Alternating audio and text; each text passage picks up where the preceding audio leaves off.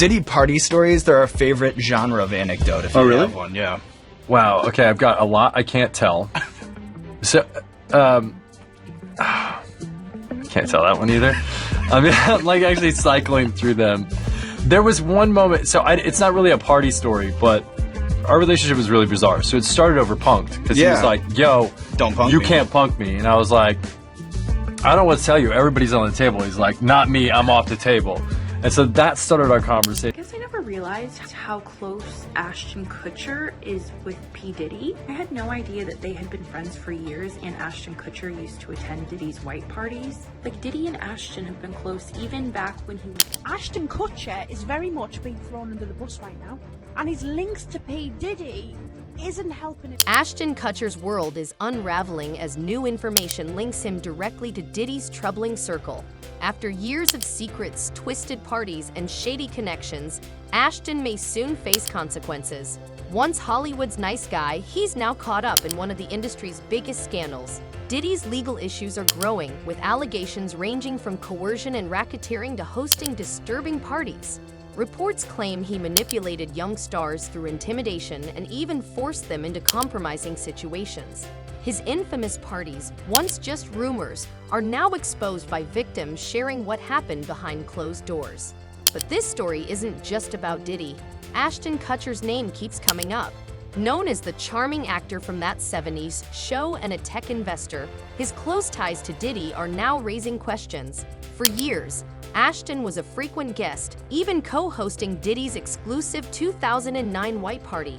As more details emerge, people are wondering if Ashton's nice guy image hides a darker side.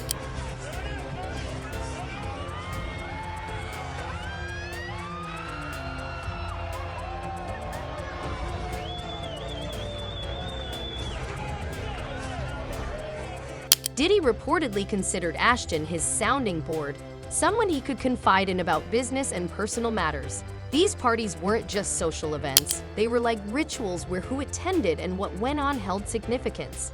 Ashton and Diddy weren't just casual acquaintances. Their friendship strengthened during the Punk days, Ashton's hit prank show on MTV. And I gave him a call one day and I said, I heard that you are going to punk me, and I just don't think that's a good idea. I don't think that's the way you said it. I'm pretty sure. Oh, well, then you tell a story. I'm pretty sure that's not the way you said it. I don't think that's a good idea. Is that what you said? Please don't punk me. So yes, Ashton and Diddy have shared laughs and planned together, but could there have been something more hidden beneath the surface?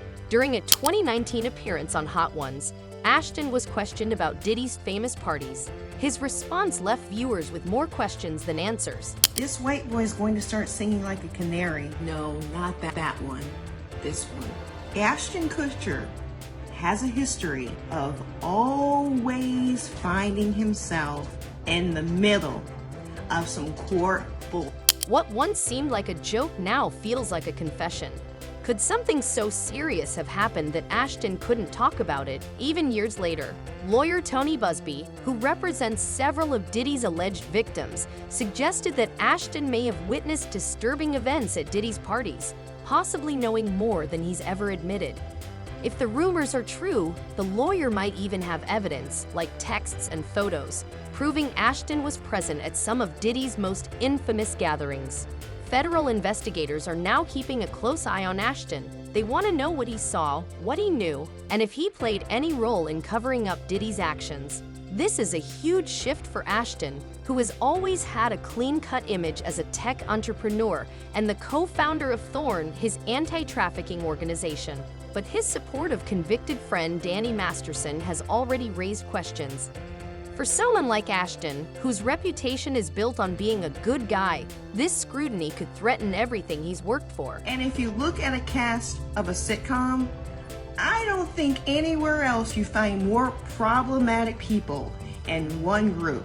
Well, maybe only the cast of Glee could possibly take. In his letter, Ashton praised Masterson as someone who kept him grounded, steered him away from Hollywood's drug scene, and was always a positive influence. Ashton even described Masterson as a reliable dad, saying he'd trust him with his own kids. But here's the twist. These letters weren't just character references. They included phrases that fans felt had a distinctly Scientology-inspired tone. Once the letters went public, backlash was intense. Fans were furious, and Ashton and Mila's reputations took a big hit. Their follow-up apology video didn't exactly smooth things over. They are aware of the pain that has been caused by the character letters that we wrote on behalf of Danny and Ashton. We support victims. We have done this historically through our work and will continue to do so in the future. A couple months ago, Danny's family reached out to us and they asked us to write character letters to represent the person that we knew for 25 years so that the judge could take that into full consideration relative to the sentencing. The letters were not written to question the legitimacy of the judicial system or the validity of the jury's ruling. They were intended for the judge to read, and not to undermine the testimony of the victims or re-traumatize them in any way. We never want to do that. We're sorry if that is the case. Ashton Kutcher's reputation is in danger again, this time due to his connection with Diddy.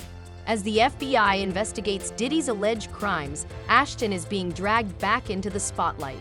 People are questioning his relationship with Diddy, and answers are in high demand. But there's a dark chapter from Ashton's past that rarely gets discussed, and some fans believe he may be partly to blame. On February 21st, 2001, Ashton was excited for his first date with Ashley Ellerin, a 22-year-old woman he had just met.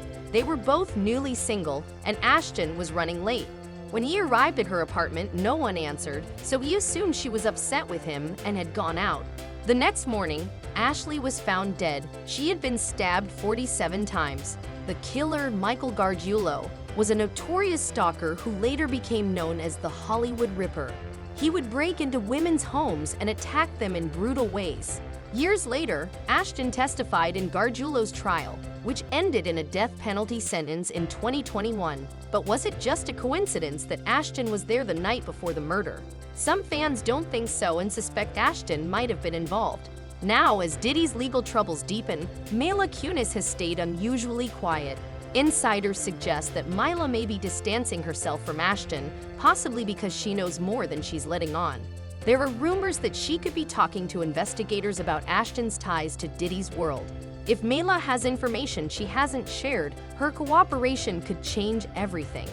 Ashton's situation is getting more complicated, and there's another unsettling detail. A clip from the 2003 MTV Movie Awards recently resurfaced, showing Diddy inviting a 12-year-old actor, Dave Chase, to his after-party.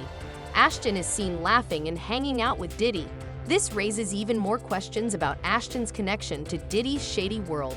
We've got a couple ideas we want. I know we're going on. Yeah, you're on next. Right, so we wanted to talk to you about a couple ideas we had just for our intro. To make it a little bit harder. Okay. So here's the thing. See, we wanted to start off on a yacht. Us on a yacht with hot chicks drinking champagne. In Sandro Pay. Okay, we're on the yacht, and then mermaids are serving us. Okay, so then they say to us, MTV. Ashton Kutcher and Farnsworth Bentley had some creative ideas for their introduction. We wanted to make it a little more exciting, they said. Here's what they envisioned. They imagined starting off on a yacht, surrounded by beautiful women, sipping champagne and living the high life. We're on this yacht, enjoying ourselves, and mermaids are serving us, they explained. Then one of the mermaids says, MTV Movie Awards. It's a wild and playful intro idea, mixing luxury, fun, and fantasy. You got Ashton Kutcher in love with Mila Kunis on that 70s show. Then they break up for absolutely no reason after he starts hanging out with Diddy. Then he marries Demi Moore, who drained him of all the adrenochrome she can, and apparently he replenished himself by doing inappropriate